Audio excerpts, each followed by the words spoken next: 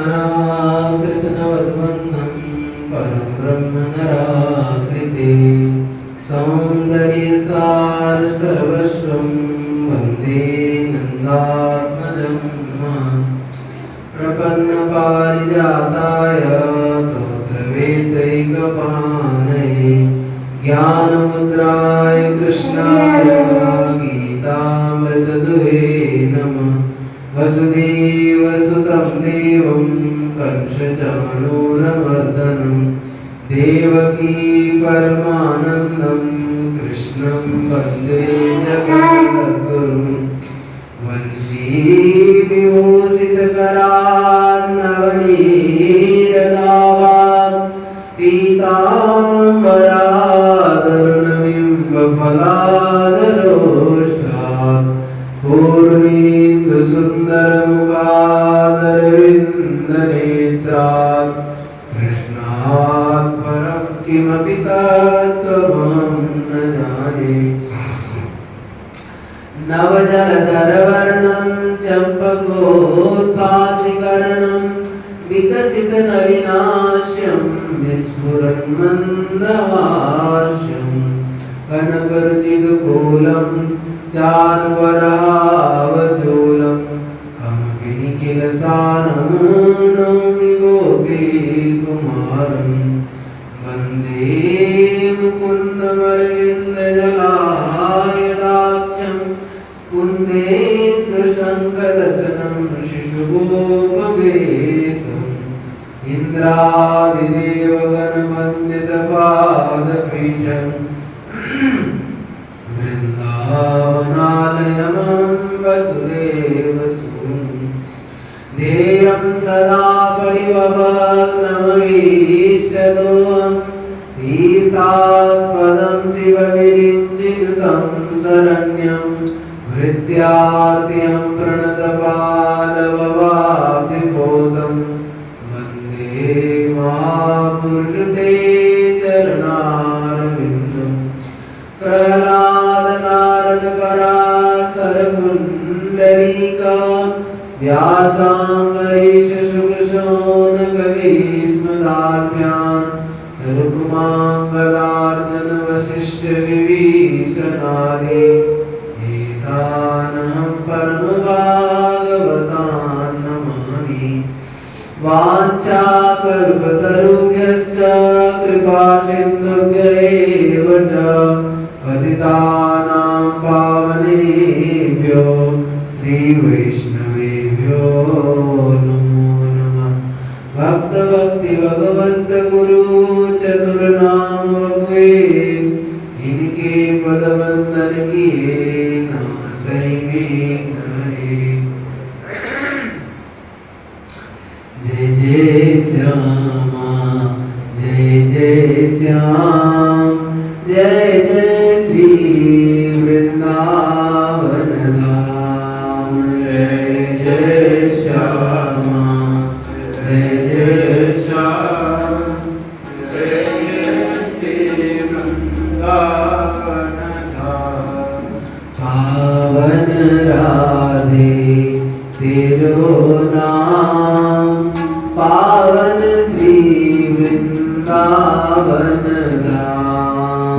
पावन राधे तेरो नाम पावन श्री वृंदावन धाम। जय बरसानो जय नंदराम रावल गोकुल अति अभिराम। जय बरसानो जय नंदराम रावल गोकुल अति अभिराम।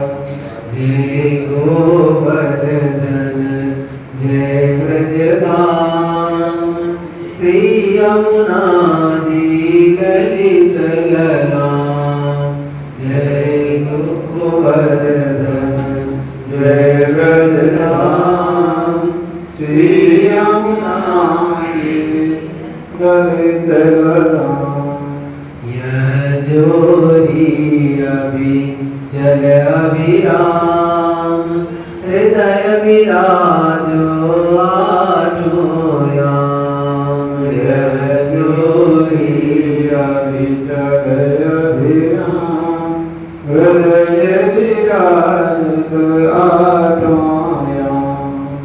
मेरी श्यामा मेरो श्याम, मेरो श्री वृंदावन धाम। मेरी श्यामा मेरो श्याम, मेरो श्री वृंदावन धाम।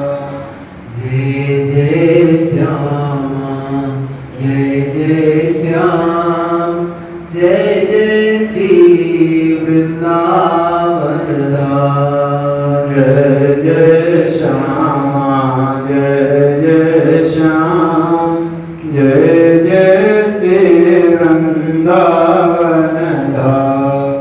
जय जय श्री वृंदावन धाम। जय जय श्री वृंदावन धाम। श्री वृंदावन बिहारी लाल की जय, श्री राधा रानी की जय, श्री यमुने रानी की जय, श्री ललित लाडली गोपाल लाल की जय, अनंत कोटि सर्वसंत महात्माओं की जय। जय जय श्री राधे श्याम। भक्तवांछा कल्पतरु भक्तवत्सल शरणागत वत्सल अहेतु कृपा करुणा वरुणालय हमारे ललित लाडली गोपाल लाल जी के अहेतु कृपा करुणा से हम लोग भक्तमाल की चर्चा कर रहे हैं। इसमें कल हम लोग श्री परमानंदास जी का चरित्र श्रवण किए। क्रम से अष्टचाप के सखाओं का वर्णन हो रहा है। पहले श्री आचार्य महाप्रभु बल्लवाचार्य जी का चरित्र श्रवण किए, फिर सूरदास जी का चरित्र श्रवण किए, उसके बाद श्री परमानंदास जी का, और आज श्री कुमन दास जी का चरित्र है। कहते हैं जो कुमन दास जी आपका प्रादुर्भाव गोवर्धन के निकट ही जमुना तो गांव है, वहां पे श्री कुमन दास जी का प्राकट्य हुआ था। 1525 ईस्वी सन में उनका प्राकट्य कार्तिक कृष्ण एकादशी को हुआ था। आपका जाति गौरवा क्षत्रिय था। अब इनके यहाँ मतलब कहावत है जो इनके वंश में पहले कोई संतान नहीं होता था, पहले की पीढ़ी में। तो इनके जो पिताजी थे वो कुंभ के समय, संक्रांति के समय काशी के गए थे, तो वहां पे किसी संत ने इनको आशीर्वाद दिया था जो तुमको संतान होगा। तो इसी कारण से वो आशीर्वाद प्राप्त हुआ और उसी के संस्मरण में इनका नाम कुमन दास रखा गया। कुंभ संक्रांति था, उसमें संत ने आशीर्वाद दिया था, इसीलिए इनका नाम कुमन दास रखा गया। अब इस बचपन से ही सात्विक प्रवृत्ति के थे। साधारण छोटी सी खेती थी, खेती करते थे और स्वभाव अनुसार ये गृहस्थाश्रम में इनके भजन साधन में प्रतिबंधन नहीं था। पत्नी भी जो थी उनका वही बहुला वन है, जैत है। यहाँ आप यहाँ जाएंगे छत्तीसगढ़ से आगे जाएंगे तो जैत आता है, वहीं पे बहुला वन है, तो वहीं पे इनका विवाह हुआ था। और पत्नी जो थी सरल स्वभाव की थी, मतलब भक्ति अपने भगवत भजन करने में, साधन करने में कोई विरोध नहीं करती थी। अब क्या हुआ, जब श्रीमद् बल्लवाचार्य महाप्रभु अरेग होते हुए प्रयाग होते हुए ब्रज वृंदावन धाम में आए, तो और श्रीनाथ जी का प्राकट्य हुआ। श्रीनाथ जी का प्राकट्य तो पहले माधवेंद्रपुरी जी किए थे, बाद में जब इनकी सेवा आया इनके बल्लवाचार्य जी के हाथ में, तो जब ये आए वहाँ गोवर्धन में, तो बहुत सारे लोग इनसे प्रभावित होकर के सब इनके शिष्य हो गए। तो उसी समय जो है कुमन दास जी भी पत्नी सहित, दोनों पति पत्नी श्रीमद् बल्लभाचार्य महाप्रभु के शरण हो गए और इनसे अपना दीक्षा ले लिए।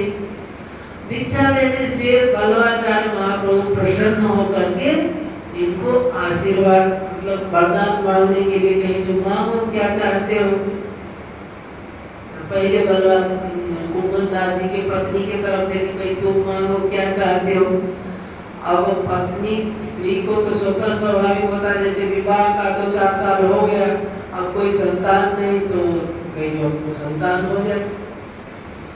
तो बल्लभाचार्य महाप्रभु कहे तो धैर्य धारण करो, तुम्हें एक नहीं 7 संतान होंगे, 7 बेटे होंगे। वो जो पत्नी जो है बड़ी खुश हुई। अब कुंभदास जी बड़े नाराज हुए। कुंभदास जी कहे जो अरे जब महाप्रभु ने प्रसन्न होकर के वर मांगने के लिए कहा तो भगवान की भक्ति क्यों नहीं मांगी, तुम लौकिक चीज क्यों मांगी। लौकिक तो भाग्य के अनुसार अपने आप मिल जाता। तो पत्नी कहती है जो मेरे को जो अच्छा लगा वो मैंने मांग लिया, अब आपको जो अच्छा लगे आप मांग लो। तो कुंभदास जी ने भगवान की भक्ति मांगी। तो आचार्य महाप्रभु दोनों को उनको पुत्र दे दिए और उनको भगवान की भक्ति दी। तो वहीं पे तब कुंभदास जी ने इस पद को अभिलाषा की, क्या वरदान में क्या मांगे, श्री वल्लभ की बलिहारी सब इनको वचनामृत सिंचत कही अंतर दुखहारी। नव निकुंज मंदिर की लीला बीरत नित्य बिहारी। कुंभदास प्रभु को वर्धन धर वह हो दास तिहारी। मतलब भगवान की सेवा इन्होंने भक्ति और सेवा मांगी। तो श्री आचार्य महाप्रभु के अनुग्रह से श्री कुंभदास जी को भगवत लीला का अनुभव होने लगा, स्फूर्ति होने लगा। और ये बचपन से ही कवि हृदय थे, मतलब कवि तो शक्ति इनमें था, पद भी बनाते थे और गाते भी थे बहुत अच्छा, उनका गला भी बहुत सुंदर था। तो क्या हुआ, श्री महाप्रभु ने इन्हें श्री श्रीनाथ जी की कीर्तन सेवा सौंपी। पद भी बनाते थे और गाते भी थे। तो श्रीनाथ जी की सेवा, ये उस समय की बात है। सूरदास जी के चरित्र हम लोग सुने हैं, सूरदास जी के आने से पहले की बात है। और ये जो कुंभदास जी हैं सबसे बड़े और सबसे दीर्घजीवी लंबे उम्र वाले हैं। करे जो ये पद की रचना भी करते और गायन के द्वारा श्री प्रभु को रिझाते और इनके सुमधुर मुखारविंद का दर्शन कर अपने को परम कृतार्थ मानते। श्री श्रीनाथ जी का दर्शन करके अपने को धन्य मानते। अब उस समय की बात है, उस समय यवनों का आतंक था, मुसलमानों का राज्य था। कहीं आते तो कोई मुसलमान आता और हिंदुओं का मंदिर तोड़ देता, हमेशा उनमें ठाकुर जी तो उसको भी खंडित कर देते। तो उस समय यहाँ पे ये हल्ला हुआ।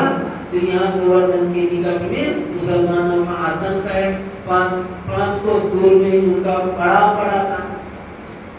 तो अब जो है ठाकुर जी लीला किए, जो कहे जो भाई अपनी यहाँ से उनको भी सेवक में चिंता हुआ कि भाई ठाकुर जी को कहीं कुछ कर न दे मुसलमान लोग, तो उनको ठाकुर जी को यहाँ से ले चले।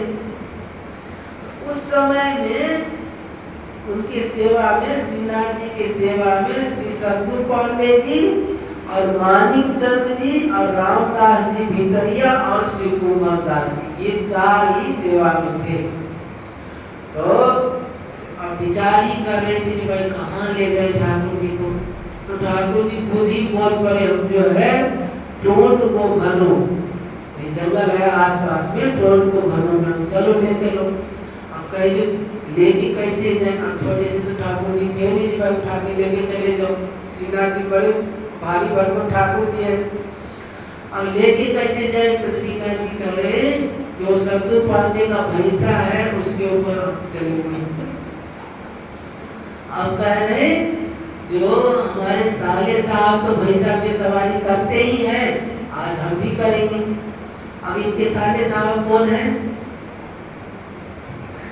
राधा रानी के दो भाई हैं, सुभद्रा श्री दामा, ये तो यहाँ है। और जमुना जी के भाई एक जो है यमराज जी और एक शनिदेव। तो यमराज जी का सवारी क्या भैंसा है, तो कई साले साहब तो रोजा न करते, हम भी थोड़ा करते हैं उसके। तो कहे सद्दू पांडे जी का भैंसा ले आए और उसके ऊपर श्रीनाथ जी को विराजमान किए और दोनों तरफ से दो रामदास जी मीतरिया और कुमन दास जी और मानिक चंद जी और ये मानिक चंद जी और ये सद्दू पांडे, ये चार, दो इधर से श्रीनाथ जी को पकड़ करके और ले जाने लगे। कहाँ? ऊपर से पहाड़ पे से नीचे उतार के लाए और फिर ले जाकर टोन के घने में ले जाने लगे। और ठाकुर जी तो उस भैंसा के ऊपर बैठे हैं, तो उनको तो कोई दिक्कत नहीं, आराम से जा रहे हैं। और ये लोग जो है पैदल जा रहे हैं और रास्ता में कांटा काट रहा है, रास्ता में जंगल इतना घना, ऐसा जंगल पहले था ना, बहुत जंगल था। तो उसमें जाते समय कपड़े भी फट रहे, इधर कांटा लग रहे, पैर में कांटा चुभ रहे, जाते जाते परेशान होकर के जा के पहुंचे। अब क्या हुआ? अब परंतु सेवकों को, ठाकुर जी को तो मार्ग में कोई कठिनाई जान नहीं पड़ी, परंतु सेवकों को बहुत कांटे लगे, झाड़ियां में उलझ कर वस्त्र फट गए, शरीर छिल गया। अब निर्दिष्ट स्थान पर पहुंचने पर एक चबूतरे पे श्री श्रीनाथ जी को विराजमान किए और कहे जो भाई यमुना का आतंक कहे तो 2-4 दिन के लिए भोग सामग्री सब ले लिए, भाई पता नहीं कब तक आतंक रहेगा, तब तक ठाकुर जी को भोग तो लग जाए। तो सामग्री सब ले लिए थे। और श्रीनाथ जी को जब विराजमान कराए तो श्रीनाथ जी कहते तो जितना भोग लाए वो सब के सब हमको दे दो। वो कहे सेवक जो थे वो कहे प्रभु अभी एक ही साथ में सब भोग दे देंगे तो उत्थापन कैसे होगा, शयन कैसे, उसमें क्या भोग लगाएंगे? कहे वो होगा जो देखा जाएगा, पहले अभी हमको दे दो सब। तो सब दे दिए, को चबूतरा पे रख करके सब भोग एक साथ में रख दिए। और रख करके सबको कहे तुम लोग जो है दूर चले जाओ, छिप जाओ, झाड़ी में जाके छिप जाओ। और सब लोग झाड़ी में चले गए। अब क्या देखते हैं, अब जैसे भोग लगाते हैं ना, तो भोग लगा के पर्दा करते हैं ना, ऐसे ये लक्ष्य सेवा का हमने चले गए। आप देख रहे हैं तो साक्षात श्री राधा रानी वहाँ प्रकट होती है और सारे भोग सामग्री लेकर के आते हैं और सब अष्ट सखियों के साथ आ करके और ठाकुर जी को आरोगाते हैं। अब कह रहे हैं और जब आरोगाते हैं तब जो है कुमन दास जी को कहते हैं ठाकुर जी अब पद गाओ। और ठाकुर कुमन दास जी तो चिढ़े हुए थे ही, आते समय रास्ता में परेशान हुए, कांटा लगा है और पैर में चुहा है, इधर देह भी फट गया है। आप कह रहे जो गाओ, तो क्या करें? तो यदि तो आप सब लोग थोड़ी देर में और भक्त लोग समझ गए कि श्री ठाकुर जी कोई लीला करना चाहते हैं, तो श्री जी पधारे और ठाकुर जी श्री कुमन दास जी को पद गाने की आज्ञा दी। तो इन्होंने झुंझलाकर यह पद गाया, लाल तोई भावत टोन को घनो, लाल तोई भावत टोन को घनो, कांटे बहुत गोखरू लागे, कांटे बहुत गोखरू लागे, फाटत है सब तनो, लाल तोई भावत टोन को घनो, आवत जावत बेलिनी बारे, बैठत है जहाँ एक जनो, सिंहे कहा लोखरी को डर, ते छारी दियो भवन अपनो, लाल तोई भावत टोन को घनो, तब बूढ़त ते राखी लिए है, सुरपति तो तृण हून गन्यो, कुंभन दास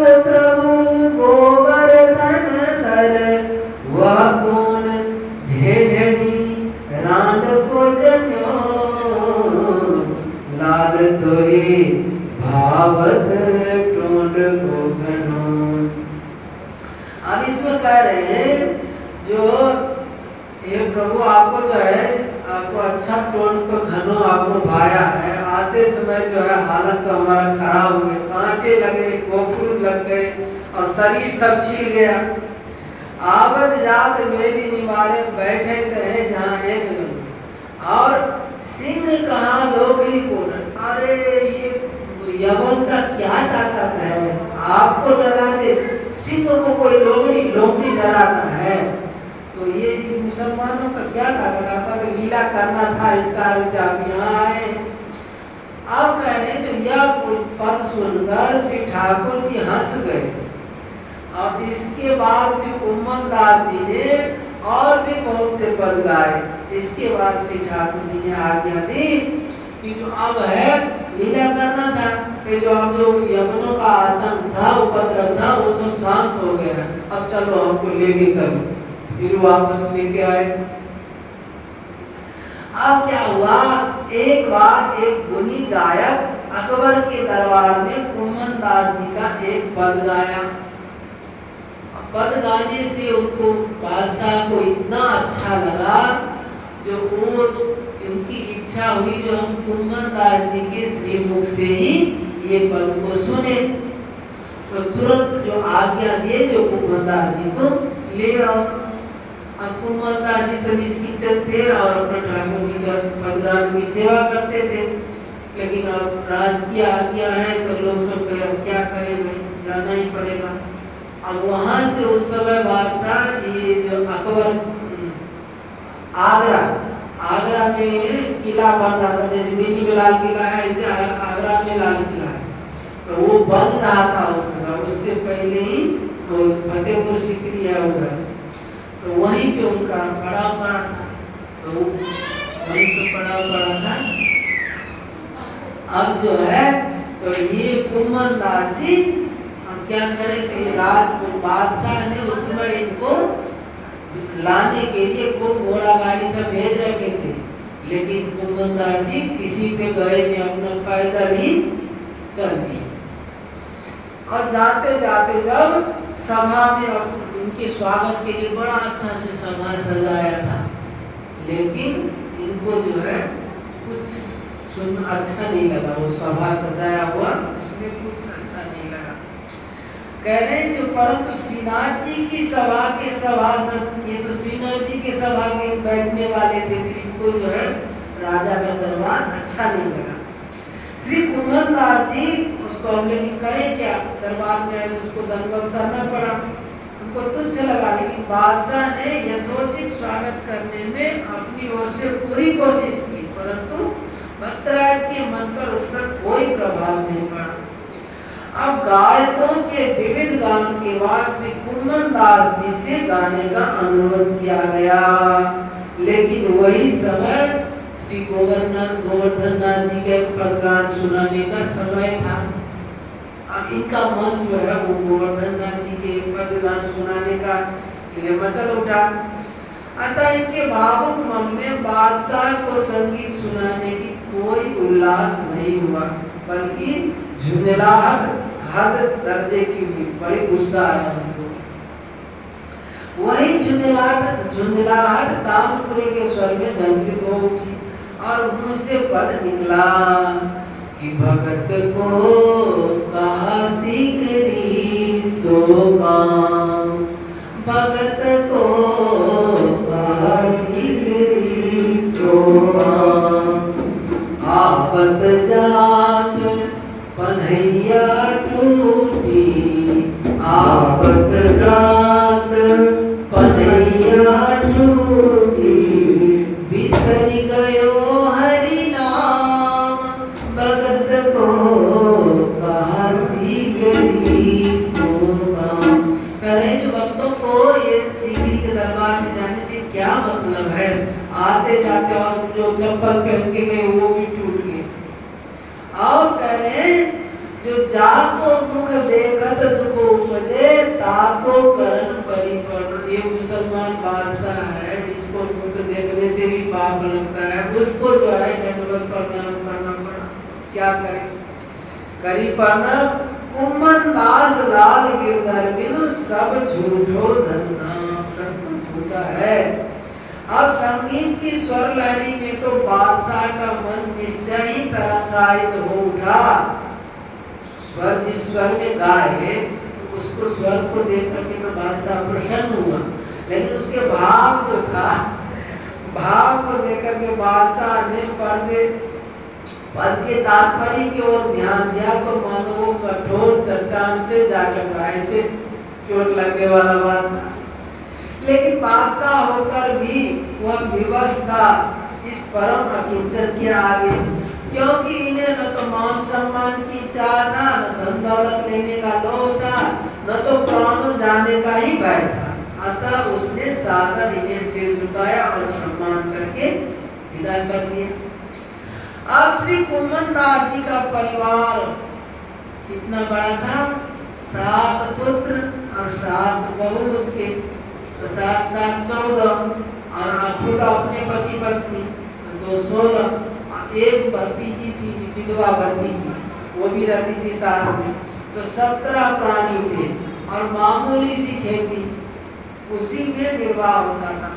अतः गरीबी हमेशा ही बनी रहती थी। तो श्री ठाकुर जी से इनकी गरीबी देखी नहीं जाती थी। जैसे भक्त राधा बांका जी थे, एकदम निष्किंचन थे दोनों। अब श्री वहाँ पे पंडरीनाथ जी इनको कुछ धन देने के लिए बहुत उद्यम करते, बहुत उपाय करते, लेकिन वो लेते ही नहीं कुछ। एक बार नामदेव जी वह ठाकुर जी को कहे, प्रभु आपको दया नहीं आती, इतना गरीब है, उनको कोई धन दीजिए। उन्होंने कहा हम क्या करें, तो लेते ही नहीं, कैसे कैसे नहीं लेते, आप देते ही नहीं। तो वो कहे जो रास्ता में जाते समय एक मोहर का थैली रख दिए। अब वो जा रहे रास्ता में तो साथ में नहीं जाते, राधा बांका जी थे, दोनों अलग अलग जाते, क्यों साथ में रहने से बातचीत हो जाएगा, भजन नहीं होगा, इसलिए दोनों आगे पीछे होकर के जाते थे। और उन्होंने देखा मोहर की थैली, तो उस पे जो है राधा जी आगे जा रहे थे, तो क्या जब मोहर की थैली देखी तो उस पर जो है धूल डालने लगे, कहीं स्त्री है, कहीं देख करके मन न चला जाए। और वो स्त्री आके देखी, करे अरे क्या कर रहे, धूल के ऊपर क्या धूल डाल रहे।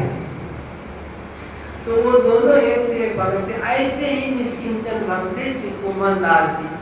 अब प्रभु इनसे भी भगवान हार गए थे, कई उपाय किए थे लेकिन इनको कुछ दे नहीं पाते थे। ये प्रभु से कुछ भी लेना नहीं चाहते थे। तब श्री ठाकुर जी ने राजा मान सिंह के मन में प्रेरणा की, भाई को कुछ देना चाहिए। क्या हुआ, एक बार श्रीनाथ जी के दर्शन के लिए मान सिंह आए हुए थे और एक कुमन दास जी हुए श्री ठाकुर जी को पदगान की सेवा कर रहे थे। तो पदगान सुनकर के राजा मान सिंह बड़ा प्रसन्न हुआ, लेकिन जब इनकी स्थिति देखी तो इतना कहते जो ये जो पगड़ी बांधते थे, पगड़ी में 17 जगह में जोड़ लगा हुआ था, जोड़ जोड़ करके फिर पगड़ी बांधते थे। और इनकी वेशभूषा को देख करके राजा मान सिंह समझ गए कि ये अत्यंत ही गरीब है, तो इनको देना चाहिए, कैसे इनकी सेवा किया जाए। तो क्या किया, तो वहाँ तो पदगान सुन ली, यहाँ ठाकुर जी के सामने देना अच्छा नहीं रहेगा, तो इनके घर में जाकर के इनको दे आएंगे। अब क्या हुआ, ये जो विचार किए और विचार करके इनके घर जाने लगे। उसी समय सुबह का समय था और ये कुमन दास जी बैठे हुए थे, तो ठाकुर जी सहसा इनके गोद में आके बैठ गए और कुछ कहना चाह रहे थे, कह रहे जो कुछ बात कहनी है आपको। और जब ऐसा बात हो रहा था उसी समय मान सिंह आके वहाँ पहुँच गया। तो ठाकुर जी अंतर ध्यान हो गए, ठाकुर जी अंतर ध्यान हो गए। अब इनको बड़ा खराब लगा, कौन आ गया अचानक, ठाकुर जी गोद में थे, कुछ कहना चाह रहे थे और उसको अंतर ध्यान हो गए। अब राजा मान सिंह आया तो उसी समय क्या हुआ कि कुमन दास जी अपने भतीजी थी ना, उनको कहे जो तुम हमारा आसन ले आओ और दर्पण ले आओ, और दर्पण लेके हम तिलक करेंगे और आसन में बैठ के अपना नियम करेंगे। तो वो बोल रही है जो आसन को तो पड़िया खा गया और दर्पण को पी गया। वो उसको जो राजा मानसिंह था वो उसको समझ में नहीं आया, आसन को खा गया दर्पण को पी गया, ये क्या बात है। तो फिर कुंभनदास जी ने अच्छा ऐसा करो तुम दूसरा आसन ले आओ और दूसरा दर्पण ले आओ। तो उनकी जो भतीजी थी वो घास फूस थोड़ा ले आए, तो घास फूस का ही आसन था, उसको बढ़िया खा गए। और एक बर्तन में पानी लेकर के आए, जिसे दर्पण में पानी में मुंह देकर के तिलक करते थे, तो वो लेकर के आके दिए ले लो। और राजा मानसिंह देखा तो हो गया इतना निष्किंचन इतना गरीब। तो सबसे पहले जो है एक अच्छा मणि जड़ित दर्पण दिए महाराजा, इसमें मुंह देख करके तिलक किया करो। इन्होंने कहा अरे ये तो जो है श्रीनाथ जी को वहीं शोभा देता है, ये हमारे गरीब की कुटिया में ये अच्छा नहीं लगता है। घास फूस की कुटिया में मणि जड़ित दर्पण हो तो अच्छा लगेगा, ये तो राजमहल में ही शोभा पाता है। तो उसके लिए मना कर दिए। कहीं तो यदि ये आप रख भी दो तो इसके देखभाल करने में हमारा जो है भजन सब छूट जाएगा, इसको संभाल कौन करेगा, कोई जो उठा के ले जाएगा तो उसके देखभाल में जो हमारा भजन छूट जाएगा, तो इसीलिए उसको मना कर दिए। फिर क्या किए राजा मानसिंह जो है 1000 स्वर्ण मुद्रा का एक थैली उनके पास रखेंगे, महाराज ये ले लो। तो कहे नहीं ये भी नहीं लेंगे, इसके लिए भी मना कर दिए।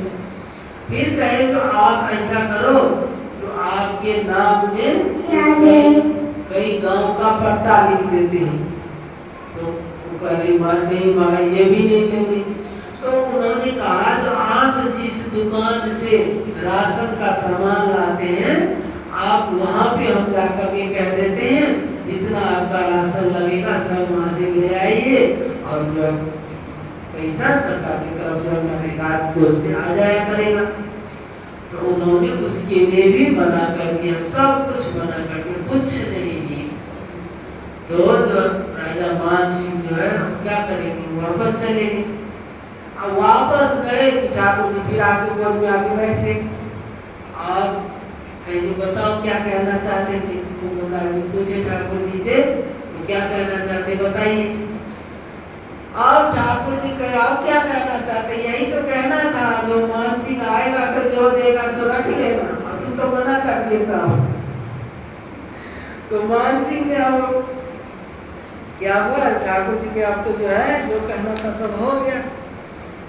अब कह रहे कुंभनदास जी ने पुनः श्री ठाकुर जी की बात याद आई, न जाने क्या कहते हो। इतने में श्री ठाकुर जी आ गए और इन्होंने आते ही पूछा जय आप कौन सी बढ़िया बात कह रहे थे। तो श्री ठाकुर जी ने झुंझलाकर कहा कहना क्या था, यही कहना था कि मानसिंह जो भेंट दे उसे स्वीकार कर लेना, सो तो आपने कुछ लिया ही नहीं। कुंभनदास जी ने कहा जय आपको पाकर के भी कुछ लेना देना बाकी रहता है क्या, जब आप हमारे गोद में बैठे हैं तो क्या चाहिए, कोई चीज नहीं चाहिए। करे श्री ठाकुर जी प्रेम में भरकर श्री कुंभनदास जी की गोद में विराजमान हो गए। अब एक बार की बात है, श्री कुंभनदास जी की आर्थिक स्थिति को सुधारने के लिए गोसाई श्री विठलनाथ जी ने निश्चय किया जब ये भगवान से कुछ नहीं लेते तो भला गुरु का द्रव्य कब स्वीकार करने लगे।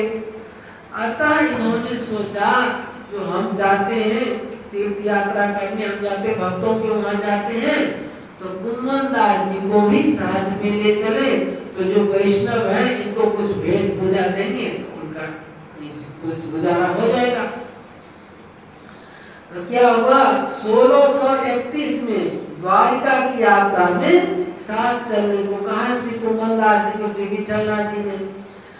अब श्री कुंभनदास जी गोसाई जी की आज्ञा टाल नहीं सके, कैसे मना करे, गुरुदेव हैं वो सब कह रहे जाने के लिए तो कैसे मना करे। अब राजभोग करके प्रस्थान हुआ। श्री गिरिराज जी के समीप ही अप्सरा कुंड पर सायंकालीन विश्राम हुआ। अभी श्रीनाथ जी के यहाँ से चले एक पहर ही हुआ, इतने में ही श्री कुंभनदास जी को वियोग व्याप गया। हृदय भी व्याकुल हो गया, आंखों से झरझर अश्रुपात होने लगा और वह व्यथित वाणी में बोल उठे। क्या बोले?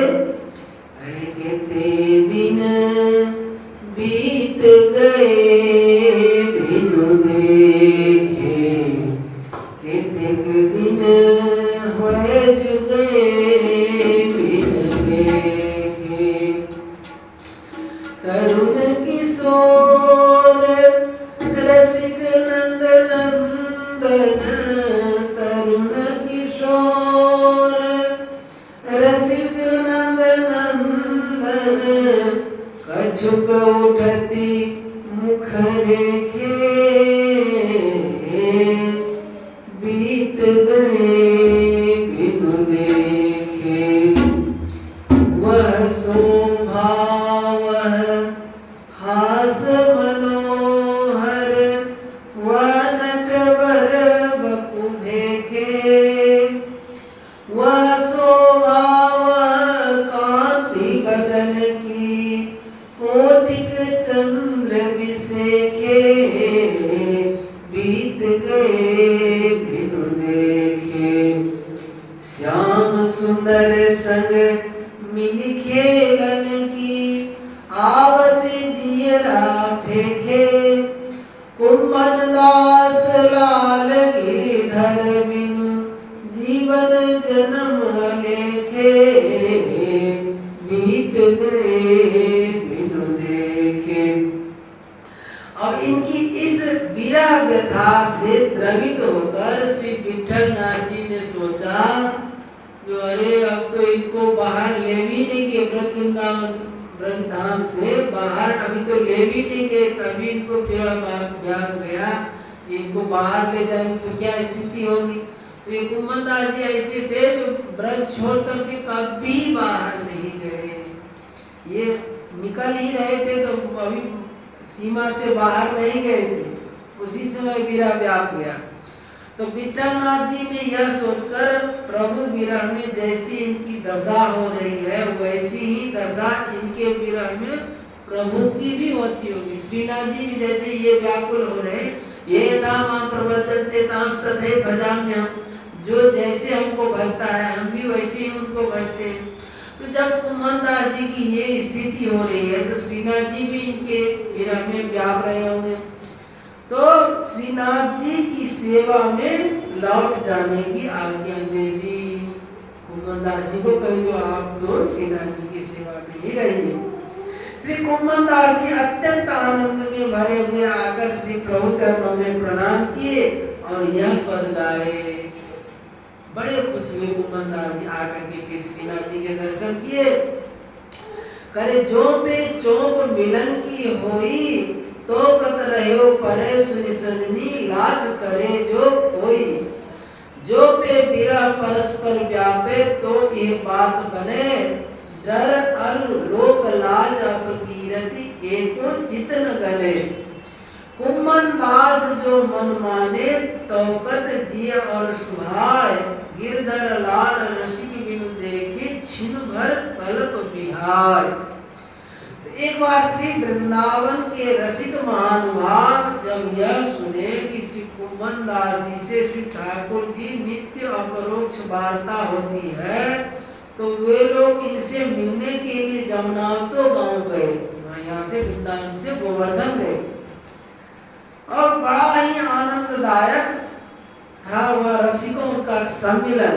श्री वृंदावन के रसिक समाज ने इनसे श्री स्वामिनी श्री राधा जी का सुयस गान करने को कहा, तो इन्होंने यह पद गाया कि कुंवरी राधिका तुम सकल सौभाग्यसीन, या वदन पर कोटि सत चंद्र बारो, खंजन कुरंग सत कोटि नयननि ऊपर, बार ने करत जिय में न विचारो। कदली सतकोटि जंघनि ऊपर, सिंह सतकोटि कटि पर न्योछावरी उतारो। मत्त गज कोटि सत चाल पर, कुंभ सतकोटि इन कुचनि पर भारी डारो। कीर सतकोटि नासा ऊपर, कुंद सतकोटि दसननि ऊपर, कहीं न पारो। और पक्व किंदूर बंधुक सतकोटि अधरणी ऊपर बारी रुचि गर्भ डारो। नाग सतकोटि बेनी, देखिए एक एक चीज का उपमा दे रहे। श्री जी का बेनी कैसा है, सांप के नागिन के समान। करे नाग सतकोटि बेनी ऊपर कपोत सतकोटि ग्रीव, जैसे कपोत का ग्रीव होता है ऐसे कंठ का उपमा दे रहे। पर बारी दूर इशारों कमल सतकोटि कर युगल, कमल के समान कर कमल जो है युगल पर बार में नाहिन को लोक उपमा जुझारो। दास कुम्भन स्वामिनी सुनख सिद्ध अंग अद्भुत सुठान कहाँ लगी समारो। लाल गिरधर धरन कहत कोई तोलो सुख जोलो को रूप छिन छिन निहारो। तो श्री कुम्भन दास जी के 7 पुत्रों में छठे पुत्र श्री कृष्णदास जी थे। वे श्री ठाकुर जी की गायों की सेवा किया करते थे और वे गायों की रक्षा करते हुए सिंह के द्वारा आहत होकर भगवान की लीला में सम्मिलित हो गए। जब यह समाचार श्री कुम्भन दास जी को मिला तो मूर्छित हो गए। अब लोग देखिए वहां पे आश्चर्य कर रहे, जो कुम्भन दास जी इतने बड़े भक्त हैं और बेटे के लिए इतना दुखी हो रहे। वो बेटे मर जाने से वो दुखी नहीं हुए, वो ये सोच करके दुखी हुए जो अब छूतक लग गया, अब ठाकुर जी की सेवा से वंचित हो जाएंगे, इस कारण से वो दुखी हुए। अब कहते हैं जो नित्य लीला में से वो मूर्छित हो गए। विविध उपचार करने पर भी होश में नहीं आए। तब लोग आपस में जवाब करने लगे, मतलब एक दूसरे से बात करने लगे। कहते हैं ये तो बड़े भक्त हैं, फिर भी इनको इतना पुत्र शोक व्याप गया कि जिसका कोई ठिकाना नहीं। सबने यह समाचार श्री गोसाई जी विठलनाथ जी से कहा। जवाब की बात सुनकर श्री गोसाई जी ने कहा यह बात नहीं, इन्हें और ही शोक है, देखो अभी समाधान हुआ जाता है। यह कहकर श्री गोसाई जी श्री कुम्भन दास जी के समीप जाकर कान में कहे, कुम्भन दास जी कल सवेरे श्रीनाथ जी का दर्शन करने आना। अब कहते कल सवेरे दर्शन करने आना, हम आपको दर्शन करा देंगे। मतलब छूतक में ठाकुर जी का दर्शन नहीं होगा, इस कारण से वो मूर्छित हुए। अब गोसाई जब जी कह दिए जो आना दर्शन करा देंगे।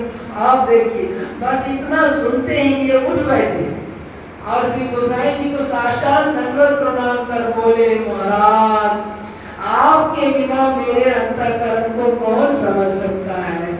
मूर्छा का हेतु पूछने पर बताए कि मुझे इस बात का महान दुख था कि हमारे घर मरना सोच हो गया है, अब मंदिर में कैसे जाएंगे और श्री ठाकुर जी का दर्शन कैसे करेंगे। तो श्री गोसाई जी ने कहा आपका दर्शन करके तो औरों का सूतक छूट जाता है। आप जैसे परम भागवत वैष्णव को देख करके तो दूसरों का छूतक भी मिट जाता है, शोक मोह दूर हो जाता है, वे भगवदीय हो जाते हैं। फिर वाला आपको क्या सूतक लग सकता है और क्या पुत्र मोह हो सकता है। तब सबकी आंखें खुली, जो बातें बना रहे थे जितने बड़े भक्त होकर के इतना पुत्र मोह हो रहा है, इतना शोक हो रहा है, सब उसका मुंह बंद हो गया। अब एक बार श्री गोसाई जी श्री विठलनाथ जी के पुत्र श्री गोकुलनाथ जी एवं बाल कृष्ण जी ने इनको ठाकुर श्री नवनीत प्रिय जी का दर्शन करने के लिए श्री गोकुल चलने का अनुरोध किया। अब ये संकोच बस उनका अनुरोध टाल तो नहीं सके, परंतु प्रातः काल से लेकर शयन पर्यंत तक की श्रीनाथ जी की सेवा के उपरांत रात्रि में चलने को राजी हुई, क्योंकि सुबह से लेकर के शाम तक तो सेवा है, अब सेवा हो जाए, सेवा से फ्री हो तब जाकर के जाएंगे।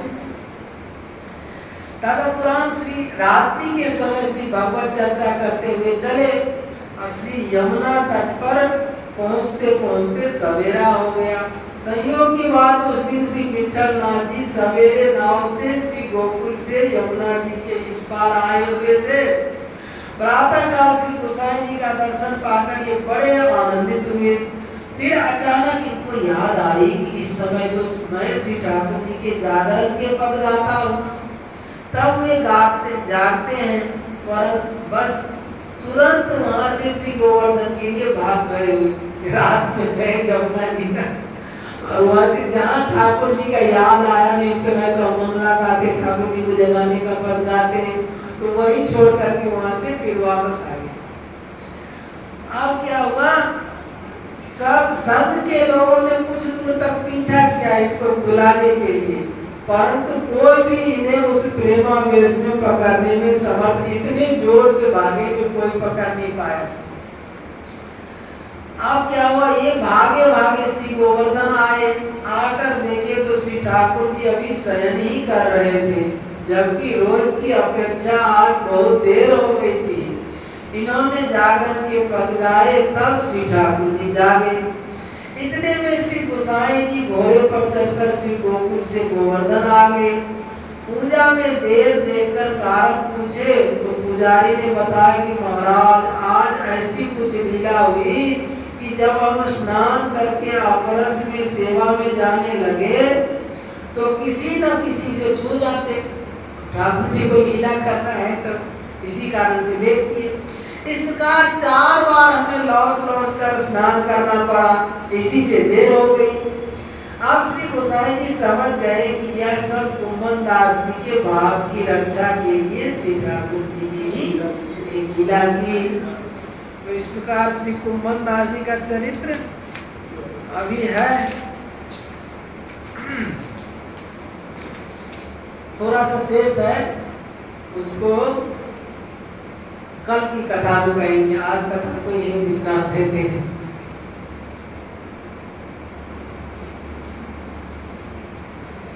मेरो वृंदावन वृंदावन वृंदावन, मेरो वृंदावन वृंदावन वृंदावन, यारो वृंदावन वृंदावन वृंदावन, यारो वृंदावन वृंदावन वृंदावन, जीवन वृंदावन वृंदावन वृंदावन, जीवन वृंदावन वृंदावन वृंदावन, सर्वस्व वृंदावन वृंदावन वृंदावन, सर्वस्व वृंदावन वृंदावन वृंदावन, मेरो वृंदावन वृंदावन वृंदावन, मेरो वृंदावन वृंदावन वृंदावन, लता लता सब कल्पतरु, लता लता सब कल्पतरु, पारिजात सब फूल, पारिजात सब फूल, सहज एक रस रात है, सहज एक रस रात है, झलकत यमुना कूल, झलकत यमुना कूल, मेरो वृंदावन वृंदावन वृंदावन, मेरो वृंदावन वृंदावन वृंदावन, यारो वृंदावन वृंदावन वृंदावन, यारो वृंदावन वृंदावन वृंदावन, वृंदावन की लता समान, वृंदावन की लता समान, कोटि कल्पतरु नाहि, कोटि कल्पतरु नाहि, रज की तुला वैकुंठ नहीं, रज की तुला वैकुंठ नहीं, और लोक के माई, और और लोक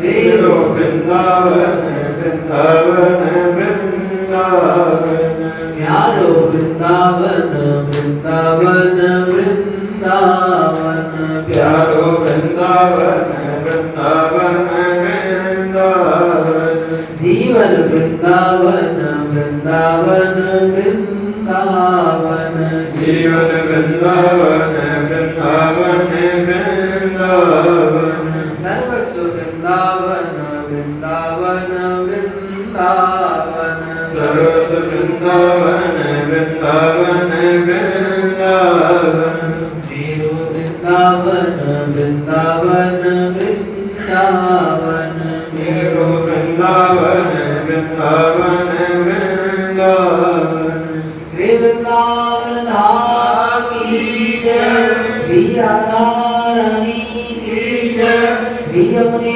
रसरानी की जय श्री ललित लाडली गोपाल लाल की जय अनंत कोटि सर्वसंत महात्माओं की जय जय जय श्री राधे श्याम हे नाथ हे नाथ हे मेरे नाथ हे मेरे नाथ मैं आपको भूलूं नहीं मैं आपको भूलूं नहीं हे मेरे नाथ हे मेरे नाथ हे मेरे प्राणनाथ हे मेरे प्राण कोई भी आपको भूले नहीं कोई भी आपको भूले नहीं हे मेरे प्यारे हे मेरे प्यारे हे मेरे प्राण प्यारे हे मेरे प्राण प्यारे कोई भी अपने आप को भूले नहीं कोई भी अपने आप को भूले नहीं